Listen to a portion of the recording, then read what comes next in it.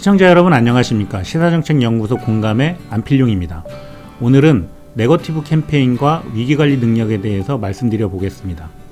네거티브 캠페인이라고 하면 어떤 생각이 떠오르시나요? 요즘 말로 가짜뉴스 또는 상대방에 대한 비방이 떠오르실 텐데 사실 이런 건 불법 선거운동이고 사전적 의미의 네거티브가 아닙니다.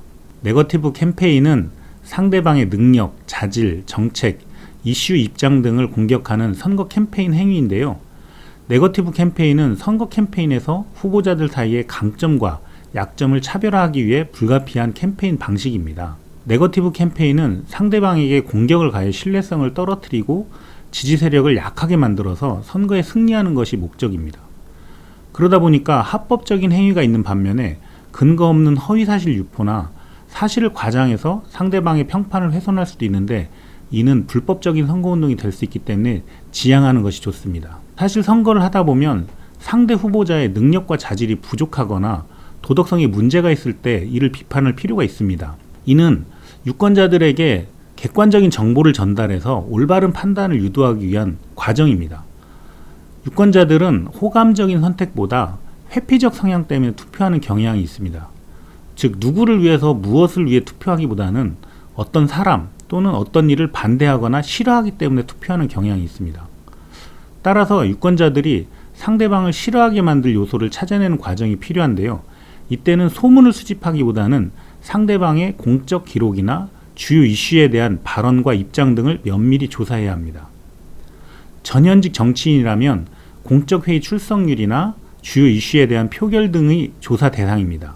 과거 한나라당 시절 나경원 의원이 자위대 행사에 참석해 비난받은 사례가 있는데 이런 공적 활동이 지탄의 대상이 되는지 또는 공권력에 의해 조사를 받은 적은 없는가도 파악해 봐야 됩니다. 상대방의 공직 임명 이전의 활동도 조사해야 되는데 가까운 동료 사이에 발생한 공적 문제, 저서의 내용, 병역사항 등도 조사 대상입니다. 상대방과 관련된 고소고발, 상대방과 가장 가까운 동료, 고문, 재정적 후원자도 조사해야 합니다. 상대방의 공개된 적을 파악해 그들을 통해 상대방이 정보나 단서를 획득하는 것도 좋은 방법인데 다만 상대방의 알려진 적과 밀접한 관계가 있는 것으로 보이는 것은 유권자들에게 새로운 의혹으로 보일 수 있기 때문에 조심해야 합니다. 또한 상대방에 대한 조사는 조심성 있게 해야 합니다. 사생활 등을 과도하게 조사하다 보면 기본권을 침해한 일이 발생할 수도 있는데 이렇게 되면 안 됩니다. 물론 음주운전이나 약물 복용과 같이 개인의 생활이라도 비판 대상이 되면 조사를 해야 합니다.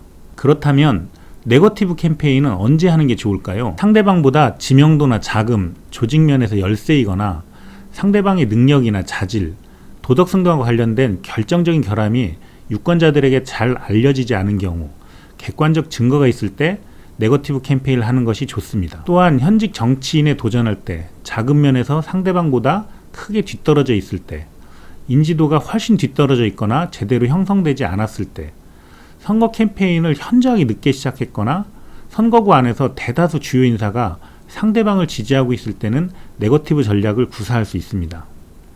그러나 네거티브는 유권자들의 객관적인 호응을 받지 못하면 오히려 상대를 근거 없이 비난하는 후보로 유권자들한테 외면을 받을 수 있다는 점도 명심해야 합니다. 네거티브를 제대로 하려면 객관적인 입장에서 실행해야 유권자들에게 신뢰를 줄 수 있고요. 상대방의 역공격 가능성을 최소화할 수 있습니다. 후보자 본인은 상대방에 대한 주 공격에 가담하지 말고 언론이나 시민단체 등 공익성과 객관성이 있는 제3자가 객관적인 증거로 선제 공격을 유도한 후 여론을 등에 업고 공격하는 것이 좋습니다.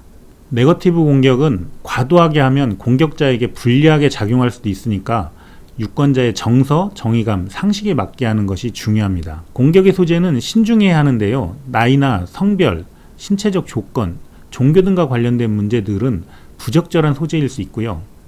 또한 상대방의 강점을 잘못 공격하면 강점이 부각되는 결과를 가져올 수도 있습니다. 일반적으로 네거티브 공격은 선거 캠페인 종반에 하는 것이 좋습니다. 선거 캠페인 종반의 효과적인 공격은 선거 결과에 직접적인 영향을 미칠 수도 있고요. 역공의 가능성도 낮아집니다. 선거 캠페인 초반에 공격하면 상대방의 취약점이 희석돼서 유권자들의 관심이 분산될 수도 있습니다. 다음은 위기 대응 방법에 대해 말씀드리겠습니다. 만약 공격을 받았다면 상황을 파악해야 합니다. 공격의 내용과 부정적인 내용의 유포 상황을 먼저 조사하고 공격의 내용을 자신의 언어로 재구성해서 과장이나 날조, 왜곡, 누락된 부분을 바로잡아 사실관계를 명확히 해야 합니다. 이때 부정적인 사실이 추가로 밝혀지면 이미지가 더 나빠지기 때문에 솔직하게 있는 그대로의 사실을 밝히는 것이 좋습니다. 공격을 피하지 않고 정면으로 당당하게 맞붙는 것이 일반적으로 공격에 대응하는 가장 좋은 방법이긴 합니다. 꼼수는 상황을 악화시킬 뿐이고 문제가 없는 것처럼 행동한다고 문제가 사라지는 것도 아니기 때문입니다. 잘못에 대해서 부정하는 것보다 빨리 인정하고 진지한 유감을 표시하는 것이 좋습니다.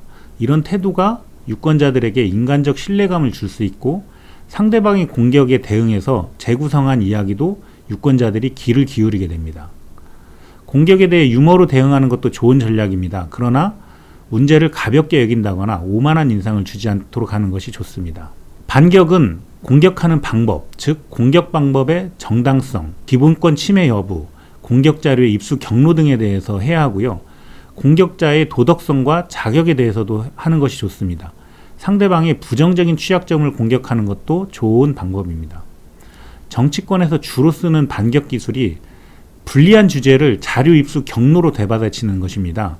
즉 메시지에서 메신저로 시선을 돌리게 하는 것이죠. 네거티브 공격에 대해서 대응과 반격을 한 뒤에는 신속하게 주요 캠페인 이슈로 복귀해야 공격에 끌려다니지 않고 캠페인을 주도할 수 있다는 점도 기억하면 좋겠습니다. 오늘 말씀드릴 내용은 여기까지입니다.